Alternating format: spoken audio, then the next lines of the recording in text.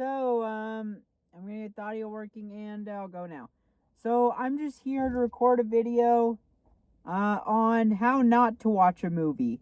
Now, I know the title of this is a little misleading because there's really no right way to watch a movie.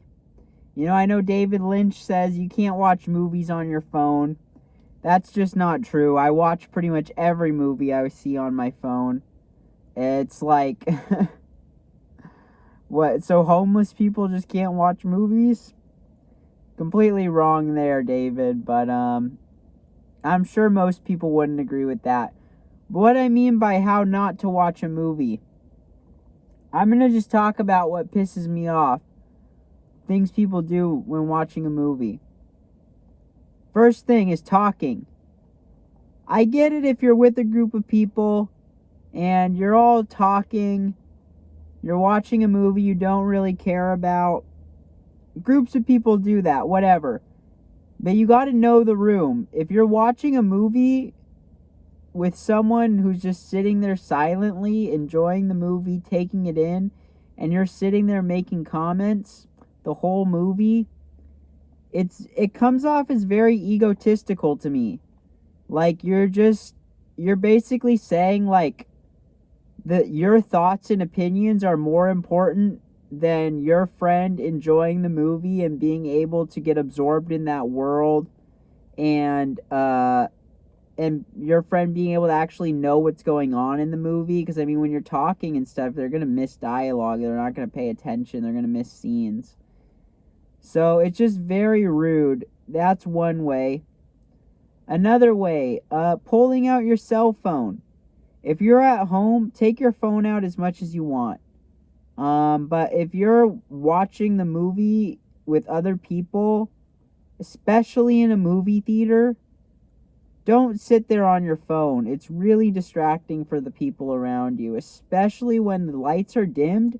Your bright ass screen comes on, it completely kills the moment, takes you out of the scene, ruins that piece of cinema, and it is a crime against cinema. So yeah, you do not pull your phone out during a movie. Unless you're alone, keep that shit away.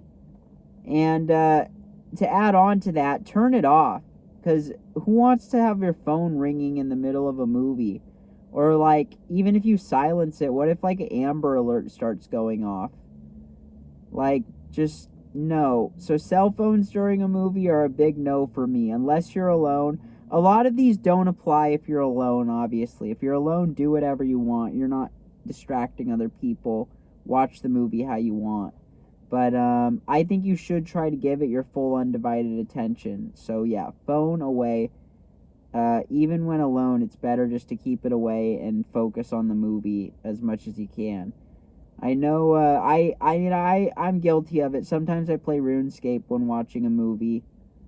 It's very AFK, the stuff I do. I don't put that much thought into the RuneScape, but it's essentially the same thing. Although I'm not sitting there scrolling and texting people or live tweeting.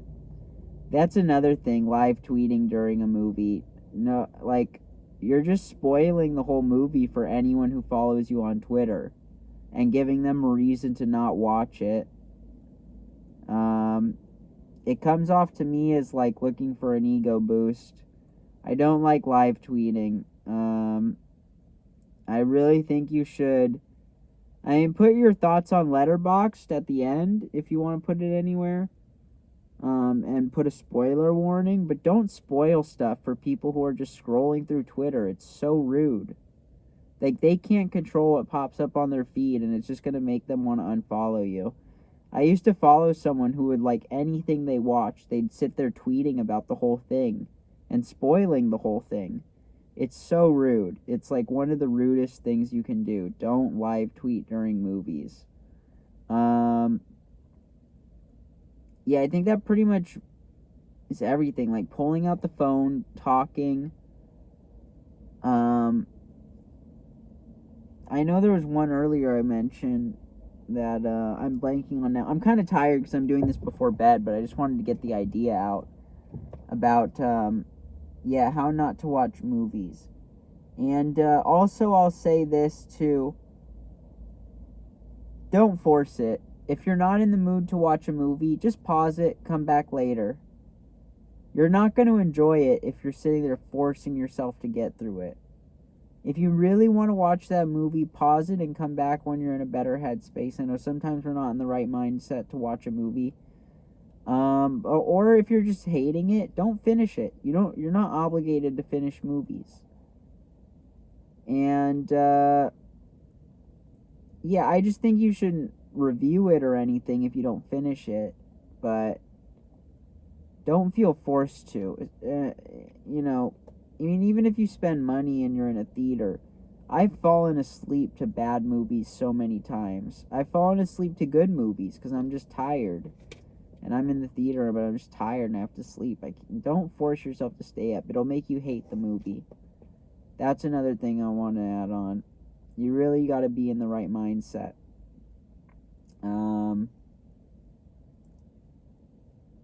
The other thing, too, don't judge a movie by the trailer. Don't watch trailers. They spoil movies. They're misleading. What you should do, find directors you like and watch their movies. Watch their whole catalog. See what they have to offer. Or find actors you like. Watch every movie they act in. Maybe you'll find new directors that way that you like. Letterboxd has lists. You can just search like horror movie and it'll come up with tons of lists of horror movies. You want to get more specific? Horror movies with a female protagonist who's black. I don't know. Literally, there's probably a list of that on Letterboxd. So you can really find your niche. Use Letterboxd to find movies. You can search by director there too. It's really helpful. But yeah, learn the people working on the movies. That's important. A lot of people don't know directors unless they're like names, big names, I mean, I know film people do, but like with this M. Threegan movie, I noticed people trashing on it and kind of like before it came out even, they're saying it looks stupid based on a trailer, which I saw the trailer. My mom wanted me to watch it, so I watched it. I never watch trailers, but I watched it because I thought, well, this looks dumb. I judged it by the poster, and I'm probably not going to see it. But then, you know what I didn't realize? It's fucking produced by James Wan. And it's like, probably, if you know film, you know James Wan. He's awesome. It's the director of Saw. So, yeah, that after finding that out, I already wanted to watch M. Threegan based on the trailer. But that really made me want to see it. I love James Wan. So, yeah, learn directors. He didn't direct it, by the way. He's just producing it. But learn directors. That'll really help you. It'll help you to find new stuff to watch. It won't help you enjoy movies more or less. Maybe you will enjoy them more because you're watching a director who you trust. So yeah, and also one thing I'll say too is reviews are helpful no matter what, because you can see how does this person review stuff. Do they normally like stuff I like? Do they hate stuff I hate? That really tells you, like, okay, they hated this movie that's a horror movie, but they hate all horror movies, and my friends who like horror movies all like the movie, so it's probably not a bad movie, and I shouldn't put that much thought into the person who gave it a bad review. No, you got to know the audience and the person reviewing it before you really go trusting them. I think critics are kind of useless, but they do have their use somewhat. Not that every person on Letterboxd is a critic, but I mean, you're giving your thoughts and opinions on stuff. So it can help out too to look at reviews, but don't put too much weight into them. Some of my favorite movies are horribly reviewed and hated by people, which I don't understand. Like Troll 2. Troll 2 is a genuinely good movie. Like, to the people who say it's the worst movie ever, you don't know film. You literally don't know film if you call that the worst movie ever. I've seen some god-awful fucking movies. Troll 2 is so fucking entertaining. Like, you're sitting there laughing the whole time. It's got great costumes, great special effects. How the fuck is that the worst movie of all time? It's impossible. Same with The Room. If the movie makes you laugh and have a good time, how the fuck is that the worst movie ever made? That's literally impossible. I have seen some garbage fucking movies. I literally like, yeah, no, don't put too much weight into the opinion of people too on that stuff when they say it's like the worst ever, because typically they haven't seen many movies that are actually like the worst ever. They just watch like American mainstream stuff and they don't know what they're saying. So yeah, a lot of those like Birdemic, Troll 2, The Room,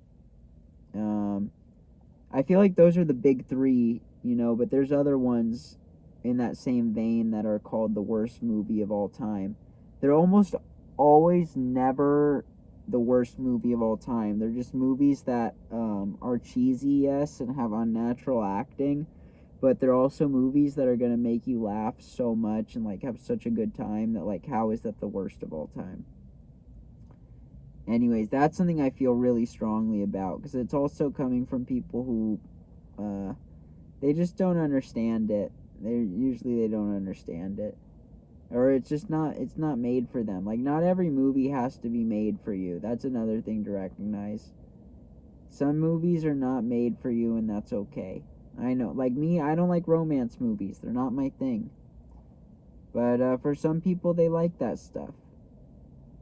They like a movie like 50 First Dates.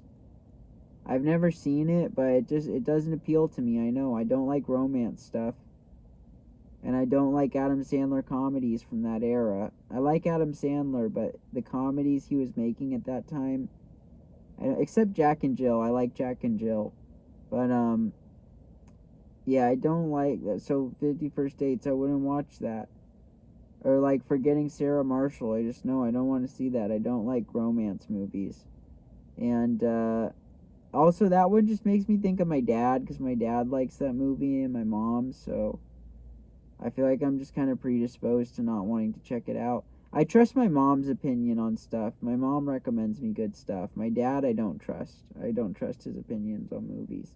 So yeah, you just got to know like who's recommending you stuff and if you trust them or not. Cuz you just got to know who you have similar taste to. Like I have similar taste to my mom. I know if she recommends a movie, I'm probably going to like it. My dad, I don't have similar tastes at all. I hate the stuff my dad likes. Like typically, we're very different in that regard. I think like the Terminator movies are really the only ones I can think that he's shown me and that I really liked. Like he showed me Mad Max Road Warrior, which is a good movie. It's my favorite of the Mad Max movies I have seen, which is only that and Fury Road. But yeah, I like it way more than Fury Road. I didn't like Fury Road. I know that's probably a controversial opinion, but I don't like the movie. And see, that's what I say about knowing who's recommending you stuff and like, because if I say, oh yeah, Mad Max Fury Road is shit, that movie's horrible. It's just objectively it's not true because it's a movie that so many people have enjoyed. For me, it's horrible. For me, I don't like watching it. But a lot of people do enjoy that movie, and you really can't objectively say a movie is shit and horrible unless it truly is. Like, some stuff truly is objectively horrible. Um, there are movies that just, I don't even want to talk about them because they're disturbing, but where it dives into, like, real criminal stuff on the movies they're making. That's horrible, when you're going out and doing real crimes. And I'm not talking about a snuff movie, because snuff movies those are typically fake, That's not like your Cannibal Holocaust and stuff. That's fake. I mean, sure they kill animals and stuff, but they're not killing humans and stuff. So, yeah, I'm not talking about snuff movies when I say, like, they do real crimes. But anyways, I don't know if I have much more to say on this. this is unscripted, you probably could tell. All of these film rambles are. And I just really wanted to put it out there how not to watch movies. And I know this is more a negative kind of subject, but yeah, I just had the idea for it and I wanted to get it out there because there are some things, some movie watching habits that really upset me and piss me off. And I figured I'd share that with you just, yeah, as a way to get my thoughts out and kind of vent about it. Anyways, I don't really go to theaters much anymore, but I was going to theaters every day. And there were some rude motherfuckers. The talkers and the phone users in the audience. Whew, those people pissed me off. More than anything, that's just the worst when you're trying to ruin the movie for other people because you need to know the time or you need to text your friend. That's like, why can't you just step out into the lobby? It's not hard. Anyways, I don't want to get too negative here. I'm sorry if this was negative. It was negative. I recognize that, so I'm sorry for that. But I had to get my thoughts out. I had the idea for the video, and I wasn't going to let it die in my head. So, hope you enjoyed. Let me know, what are things that people do that piss you off during movies? Go ahead, vent about it in the comments, and share your thoughts. I'd love to hear. 'Cause we all have our movie watching habits.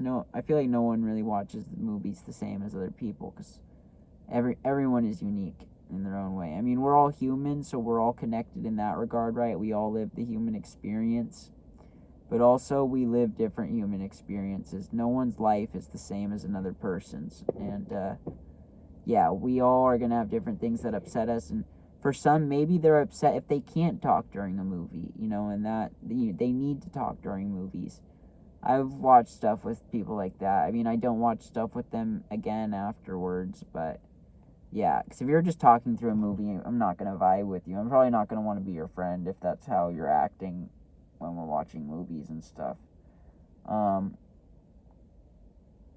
Because, yeah, I just say that because I met someone, like, last year, and we watched a movie, like, our first time hanging out, and they just sat there talking through it, and I knew, okay, it was in the psych ward, too, so I was thinking, like, maybe it's just because we're here in the psych ward, and it's noisy. Like, they had a piano in the same room as the TV, so people would come play the piano. Super distracting, so it's like, okay, whatever, they're talking during this. But it's just because the piano's playing, so they know, like, we're not really focused on the movie anyways. But nope, once we got out of the psych ward and we're watching stuff, I was like, oh, this person talks during every movie.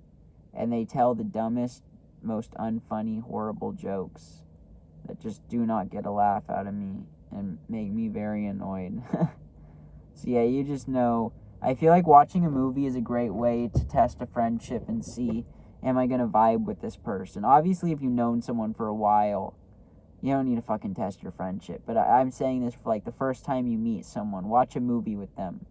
A movie you really like, and discuss it with them after and see. It's a good vibe check to see, like, how y'all vibe. Anyways, I'm going to wrap the video up here. We're almost hitting the 19-minute mark. So I'm just going to end it before then. I hope you all have a wonderful day. Much love to you all, and make films. Bye.